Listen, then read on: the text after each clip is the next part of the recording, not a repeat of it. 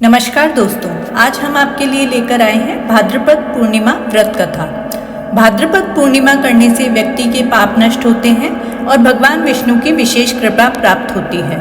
तो आइए सुनते हैं भाद्रपद पूर्णिमा व्रत कथा। द्वापर युग में एक बार यशोदा माँ ने भगवान श्री कृष्ण से पूछा कि वह उन्हें एक ऐसा व्रत बताएं जिसको करने से मृत्यु लोक में स्त्रियों को विधवा होने का भय न रहे तथा वह व्रत मनुष्य की सभी मनोकामनाएं पूर्ण करने वाला हो।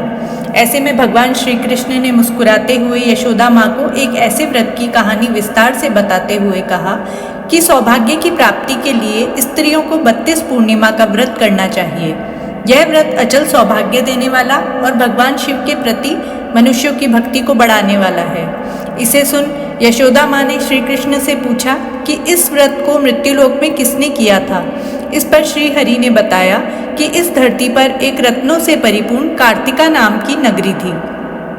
वहाँ चंद्रहास नामक का एक राजा राज्य करता था। उसी नगरी में एक धनेश्वर नामक ब्राह्मण था।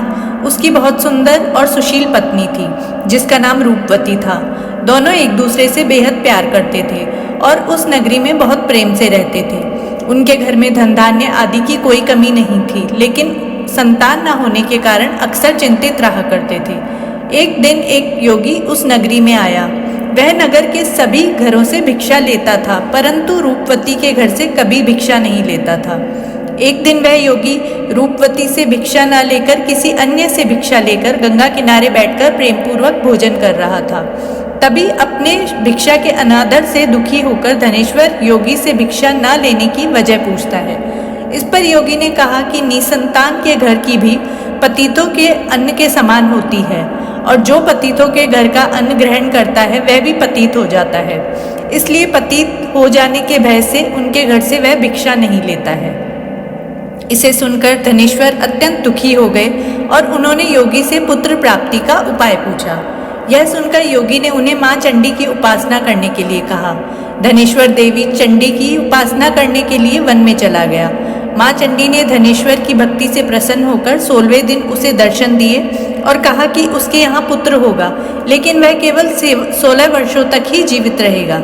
यदि वह स्त्री और पुरुष 32 पूर्णिमा का व्रत करेंगे तो वह दीर्घायु हो जाएगा। उन्होंने कहा कि यहाँ एक आम का वृक्ष दिखाई देगा। उस वृक्ष पर चढ़कर फल तोड़कर उसे घर ले जाएं और पत्नी को सारी बात बताएं तथा स्नान करके वह शंकर भगवान का ध्यान कर उस फल को खा ले तो वह भगवान शिव की कृपा से गर्भवती हो जाएगी। इस उपाय को करने के बाद धनेश्वर को पुत्र प्राप्ति हुई तथा 32 पूर्णिमा का व्रत करने पर उसे पुत्र की दीर्घायु की प्राप्ति हुई।